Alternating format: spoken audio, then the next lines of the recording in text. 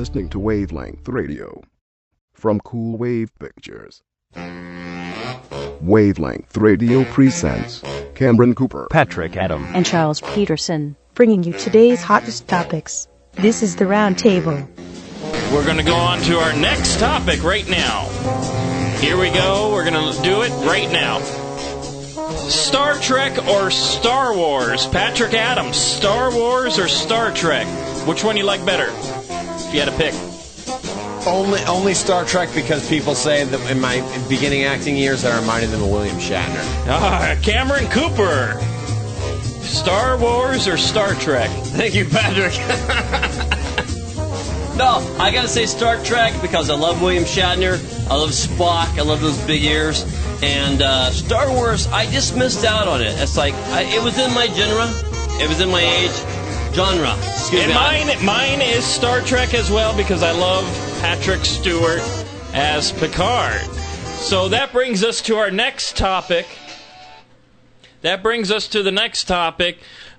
wasn't drunken astronauts were allowed on the shuttle. Let me just read this real quick. It was cited as a special panel studying astronaut health, which found heavy use of alcohol before launch that was within the 12-hour bottle to the throttle rule, according to Aviation Week Space and Technology. Let me just touch upon that real quick. You're going into space. You're risking your life in space.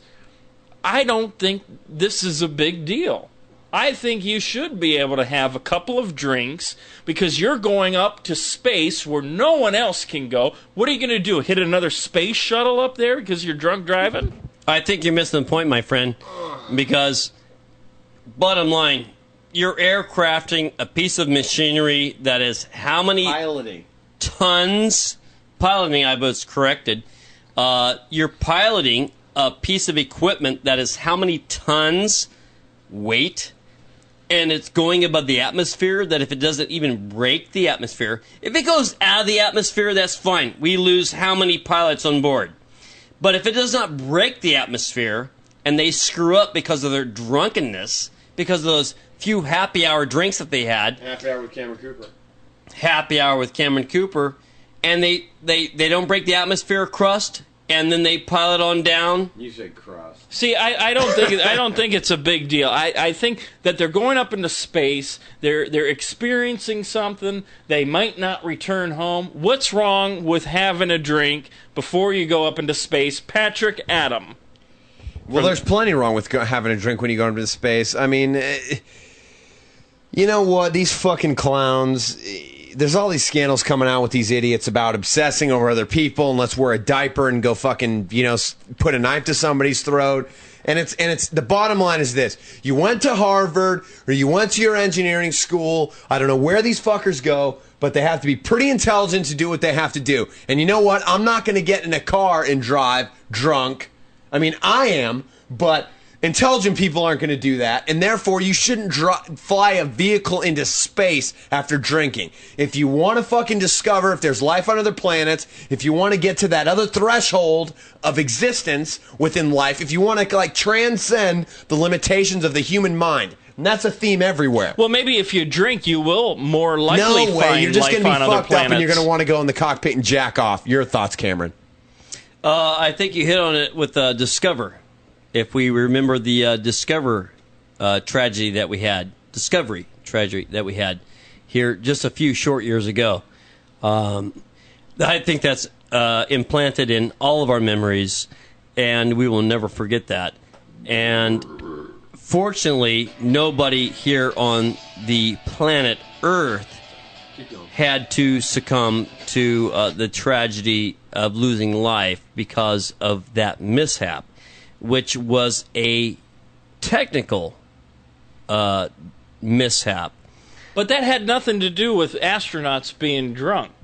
No, it didn't, but maybe you missed my point. Your point is that we don't want a disaster happening in the area. Exactly. Oh my God, you just said during the break you thought Patrick was going to hit you?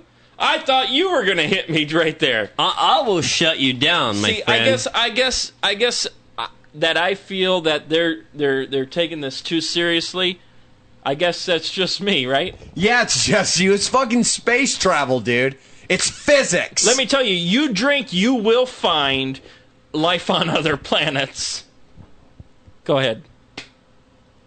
Not literally. Maybe in your mind, but exactly. That's my you're not point. going to literally go fly to the Saturn's moon that's spewing like gas Asteroids. and water Asteroids. and all kinds of shit. Asteroids are coming at you and you're drunk. This planet on the rings of Saturn is actually spewing the elements that make up our planet. Your thoughts? I actually think Spock that this whole Spock's got a big old cock. Actually, Spock, this is a serious nature. We cannot have astronauts being in some kind of a regiment that does not have any more fortitude than to say that it's just a loosely dialogue kind of process of NASA's.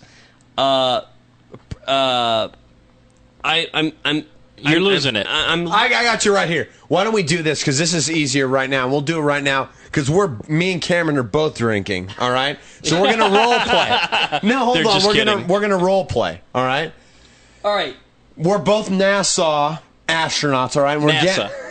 NASA. Yeah, you guys can qualify. We're from NASA. All right. Now All right. I'll be astronaut 1. You be astronaut 2. Got ya. And we've been drinking. And I'll be mission control. I've had no, seriously though. I've had like 6 beers and a Johnny Walker Black on the rocks, probably a double. Cameron's probably had 10 beers. We don't know yet, but we're gonna role play right now. And I'm gonna be Patrick, and he's gonna be Cameron, and I'm gonna have a conversation as That's a good idea. yeah, as if we're going up into space. And I'm Patrick, and I'm walking up.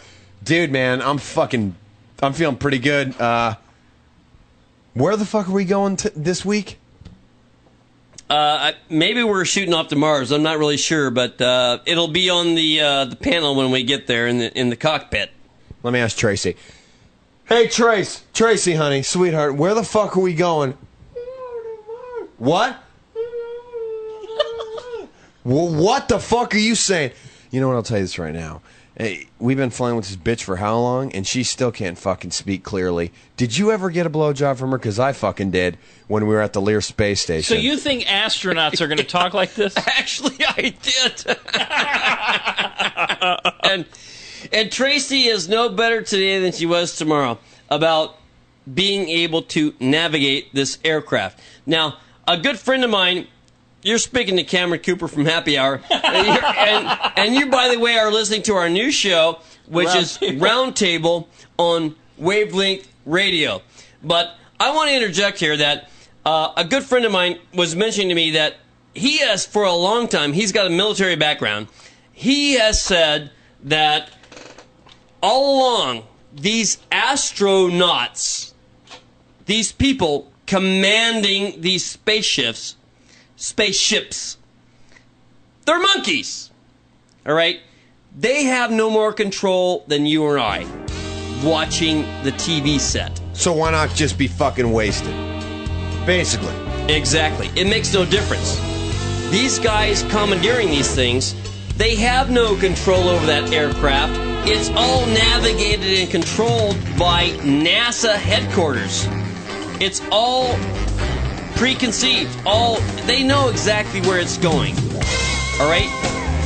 So, bottom line, if they're drinking or not drinking, it doesn't make a difference. It's navigated by NASA. And this is the Roundtable here on Wavelength Radio. When we come back, we'll be on topic number 4. Stick with us. You are listening to the Roundtable. We will return after this.